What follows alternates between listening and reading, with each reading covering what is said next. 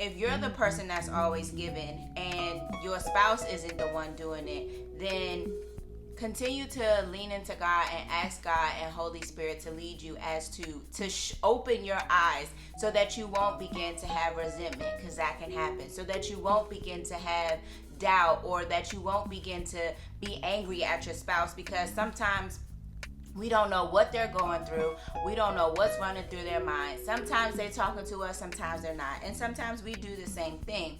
But if we continue to show and love and give and try to understand what they may be going through without saying it, I believe that God begins to reveal these things to us when we spend time with Him. Again, I said that we cannot get caught up in the complexities of man.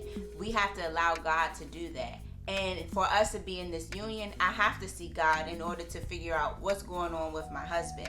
God, soften his heart or open him up so that he can speak to me freely about what's going on, or bring to my remembrance something that I may have done that now is showing that he doesn't want to give to me, or why he won't give to me in general.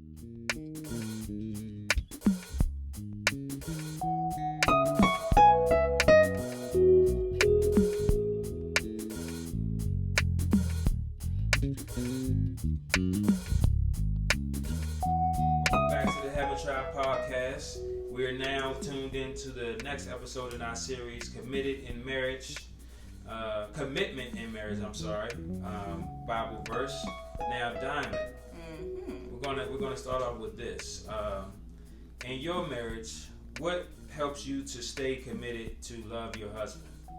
Wow, committed to love my husband. Understanding that. So there have been times when I would get in my own self and get in my own way. I'll ask him to do something, or he won't do it when I want him to do it, or as soon as I ask him. Or I'll notice that basically me not getting my way. I would see him do it later, or there are things that I really didn't want to do and he would end up doing it. Staying committed in my marriage and loving my husband has helped me to understand that I do the same thing. That he may ask me to do something, I give him way more attitude.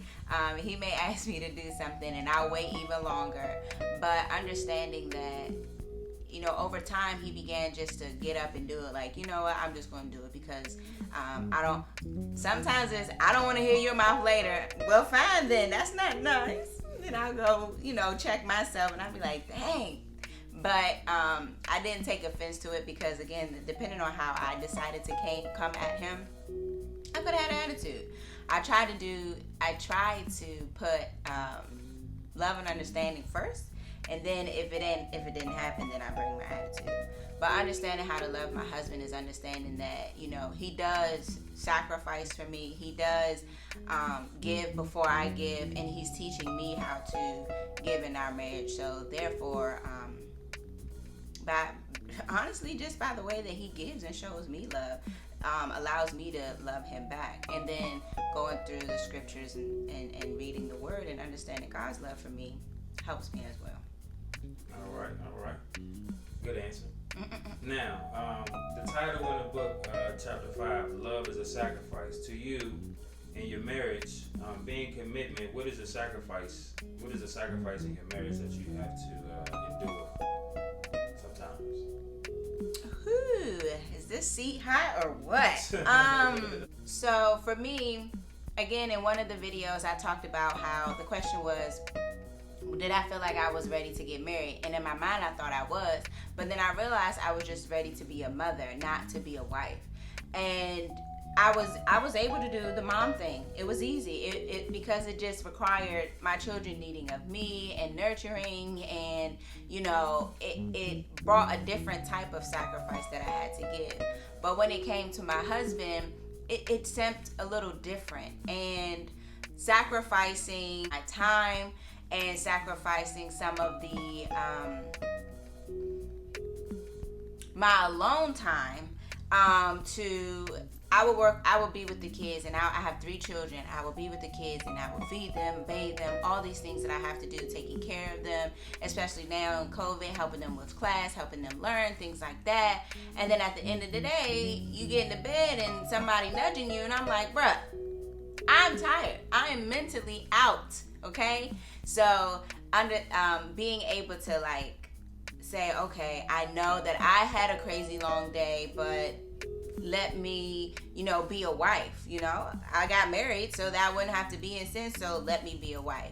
And there are times for my husband where he would have a long day of work and he would come home and I would ask him to do something and he would do it. And I also had to sit and understanding the job that he was doing at the time that was strenuous on his body, that Diamond, chill out for a second, let him chill a little bit.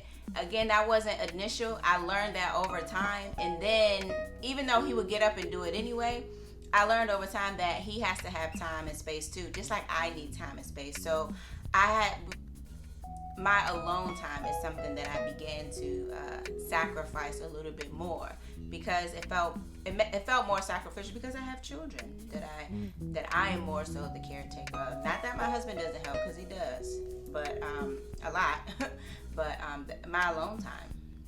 All right, so now I'm about to get juicy. All right. Oh no. Now, what would you say to the women out here that feel like they might be sacrificing more in a relationship than their man is? Oh wow. How do you handle that? Well, sometimes in your relationship, you may feel like you are giving more. There, again, like I said, there are times where I felt like my husband was giving more to me than I was giving to him. But through the love that he showed me, taught me how to do it. And then because I walk with the Holy Spirit, he lives in me, I'm saved, and I have the Holy Spirit, it was more so of like being convicted. So spending time with God and understanding those things.